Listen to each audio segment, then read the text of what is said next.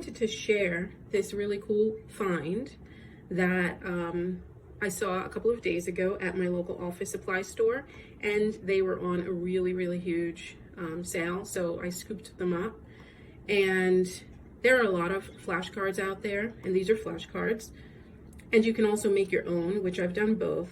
I have a ton of flashcards and I've made a ton, but I decided to grab these because they were really cool, and I'm going to show you why. I picked up the whole set for addition, subtraction, multiplication, and division, and I'll quickly just show you the inside. First, they have tabs so that you can categorize what your student or what your child knows and what they don't know. So what they don't know yet, sort of know, and mastered, you can categorize the cards so that you're reviewing and focusing mostly on the ones that they don't know or sort of know, so that they can all move into the mastered section. The other great thing about them is that they're all color-coded.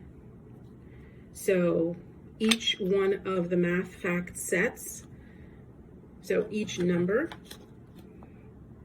of the operation has a different color. And if you pick up one of the cards and look at the back, you can see that it shows how to do the operation. And it will show that with each set.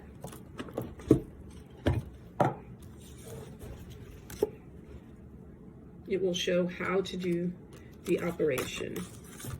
Let me just show you, that was an extra one. Let's just see here.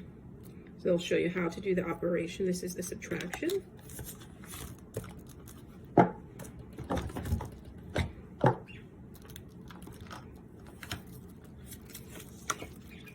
Multiplication.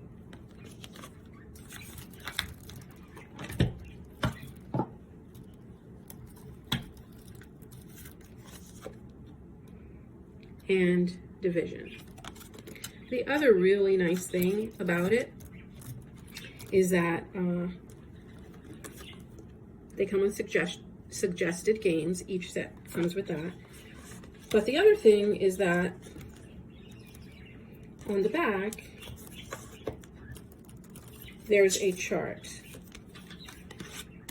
So each set comes with games or suggested games.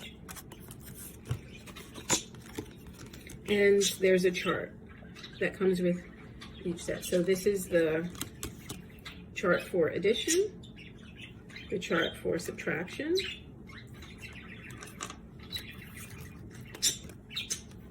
the chart for multiplication,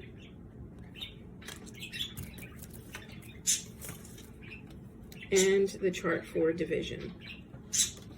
And you can use the charts in a variety of different ways, and you can do a lot of different things with the flashcards in general. And I'll just show you one quick thing that you can do so that your child can self-check their work and do some independent study. So they can take a set of 12-sided dice. This is 10, but you can get them in 12, or you can use 2 sets and just add them together. So if the child was doing addition and they rolled 10 plus 9, they would say, oh, that's 19. They can come down here and they can find on the chart to check their answer 10, sorry for the shadow, go over to 9, and they'll say, oh yes, I got it right. 10 plus 9 is 19. They could always write their equation and answers down, and that can, you know, be a nice activity to help study and practice their math facts. Another thing that you can do to keep a record or to add it as part of your homeschool portfolio in their math section is you can keep a record of the flashcards that they have gone over. And the way that this form would work, and I just printed out a couple of these for each operation for addition, subtraction, multiplication, and division. And this is the full set of for addition.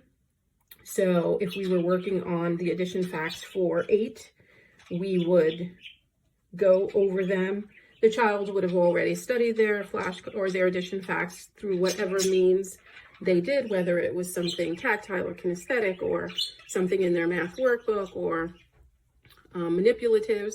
And then this is a way to time their drills so that you can visually see how they're progressing. So if we were working on, or if I was timing for the day, their 8 facts, then I would sit across from them, I would hold up the flashcards, and I would go through the full set. As they answered it correctly, I would discard the card. If they didn't answer it correctly, I would give them the answer, place it to the back of the pile, and go through all of the cards until all of the cards were answered correctly, and then put the time here.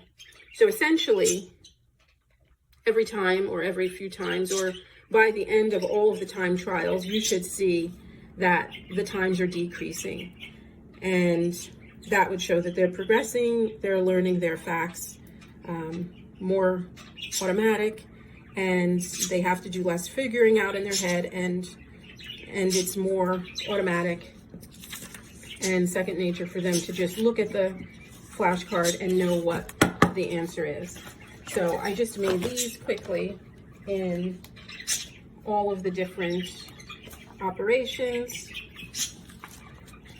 And if we chose not to do the full set and decided we're just going to focus on the ones that they need to master, then those times can be kept separately also, so that you're just seeing which ones are more challenging, and that way you are able to hone in on the weak areas and strengthen them so that all of the cards are being mastered.